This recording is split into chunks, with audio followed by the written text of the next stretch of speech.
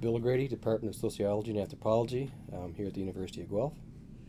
Well, my undergraduate degree was at Carleton University in Ottawa, and I also did my master's at Carleton. And from there, I did a pre-doctoral placement at Memorial University at the Institute for Social and Economic Research. And following 2 years in St. John's, I started my PhD at the University of Toronto. My PhD thesis looked at youth unemployment in rural Newfoundland. So I interviewed a group of young people from the Northern Peninsula, which is one of the more remote areas of the province, and they were all, at the time, unemployed. A lot of them would do seasonal work, so they were fishing, the guys anyway, fishing in the summer, but in the winter months they were, out of work. And so I compared some of their stories with some other youth in similar areas who did have work, try to compare the kids that were employed with the kids that were unemployed. Well, I generally found that these are a pretty resilient group of young people. A lot of them also leave the province for work. They were heading to places like Fort McMurray, other places in Alberta, and they would sort of come and go depending upon the season and the demand for their labor. So a lot of them didn't hang around, and a lot of them, were fairly skilled at what they did, but they also felt that they needed to leave their home province in order to get employment. One of the things about it is that it's not new. I mean, if you look at the history of Newfoundland, many Newfoundlanders have been doing this for generations. A lot of Newfoundlanders were actually in New York City building skyscrapers back in the early 1900s. So this is something that really has been part of their history and culture for generations. I began by looking at, my general interest is marginalized youth. So again, looking at unemployed youth in Newfoundland, they're a group that are fairly marginalized, at least from the economy. And then coming to the U of T and being in Ontario in the late 1990s was a time when there were a lot of so-called squeegee kids on the streets of Toronto.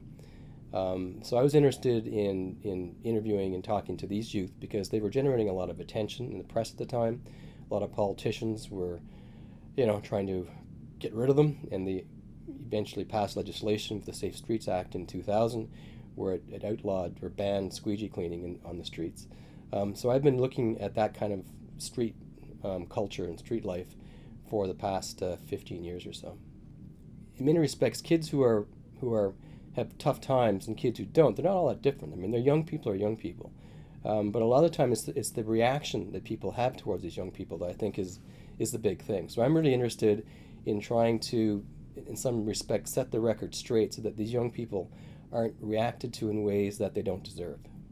A lot of the work I do is both qualitative and quantitative. So not only do I give them surveys to fill in and etc., but I also interview them and talk to them and ask them about their life histories, about their future goals or aspirations, and I find that's a really useful technique, is having the quantitative as well as the quantitative.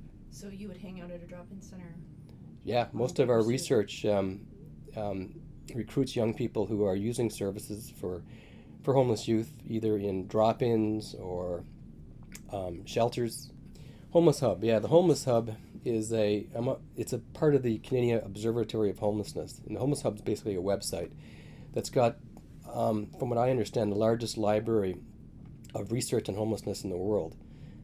We've got, I think, access to 30,000 documents on the site right now. So it's a really comprehensive site that really has gotten a lot of hits over the last few years. And so I'm a member of that group. And we're just currently involved in a fairly large study where we're going to be interviewing youth all across Canada, all 10 provinces and at least one territory, I think. So we're working with service providers and academics from across the country who have an interest in this area, and we're trying to do a comparative study of youth homelessness in Western Canada, Central Canada, and in Eastern Canada. We've got an undergraduate and a graduate program.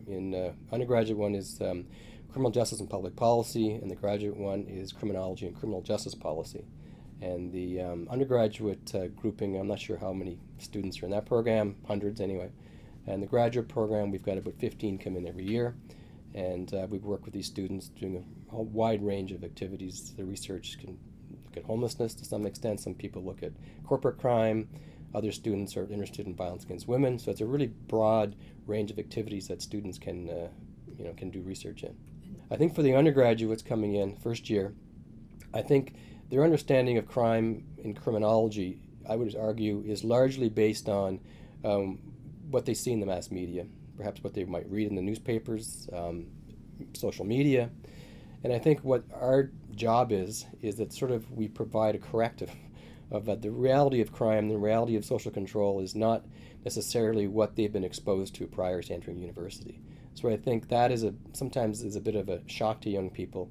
And they're much more, I think, they're critical of what they actually see in the media now. So that's one of the value added aspects of the degree, is that these young people now have a critical eye that I don't think many did not have before they started the program. I think one of the interesting things about Guelph is that you take courses in different areas, especially in first year. And I don't think necessarily you have to pick something in first year. I mean, a lot of students do, but sometimes you might be taking courses in first year just out of interest, and you might really gravitate towards these areas that in the past you never really thought much about. So rather than having a preset idea of what you want to do at Guelph necessarily, I think sometimes the first year is a way to explore areas that you may not have explored as a high school student, and sometimes that can really generate an interest that you might pursue and get a degree in that particular program. I mean, sometimes what you think you're going to start university doing, what you end up are sometimes not the exact same thing.